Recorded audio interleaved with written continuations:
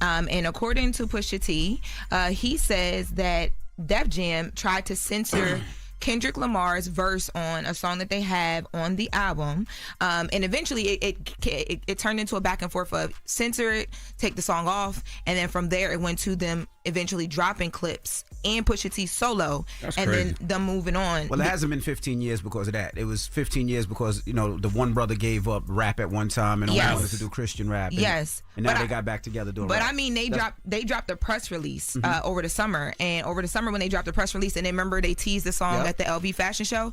People thought that it was going to be like a lot sooner than right now than today. So that's what I'm referring to. But so what happened was when that press release dropped, a lot of people realized that there was no mention of Def Jam, which was a thing because Clipse, their whole deal with Def Jam was new. It happened over like the last like year or so. So people was like, what is going on? And instead, they actually attributed the distribution and the marketing to Jay-Z's Rock Nation. So in the GQ article, Pusha T talks about, you know, they were really excited. They went to Def Jam. They were proud. They thought that, you know what I mean? Like everything was moving how it was supposed to move. And then Def Jam heard the song Chains and Whips, which is the song that Kendrick Lamar is on. And they weren't going for it. Specifically, there was an attorney with Def Jam, and they are claiming that this attorney is the person who said, okay, we have to censor the song. And then it was the person who said, well, what if we just remove the song altogether? And then came back and said, okay, let's move away from the clips. Let's drop the clips. So Pusha T is like, well, that was dumb. The issue is, you know why they censoring?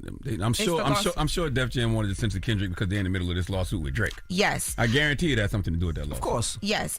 So according to Pusha T, the lawyer's name was Steve Gawley, and he says that what he believes is their issue was that, you know, you got two of Drake's biggest like arch enemies, right? Who were on this song, and they're UMG's in the middle of, or Def Jam, they're in the middle of this lawsuit, so they're like, no, we can't, like we don't want any more fire, let's just sit back. And Pusha T's like, well, basically that has nothing to do with us. So they're like, well, we'll just drop the clips. And then Pusha T is like, well, the issue is I'm still here as a solo artist, so if you're gonna let clips go, let me go as well too. And it got to the point where that's what they did. So Def Jam should be ashamed of themselves. Okay, record label censoring artists. What happened to my freedom of speech? Russell Simmons would never when he was president. Jay-Z would never when he was president. Leo Cohen would never when he was president. Kevin Lyles would never. Like you said, disgusting. That's freedom of speech. Allow him to say what he wants to say.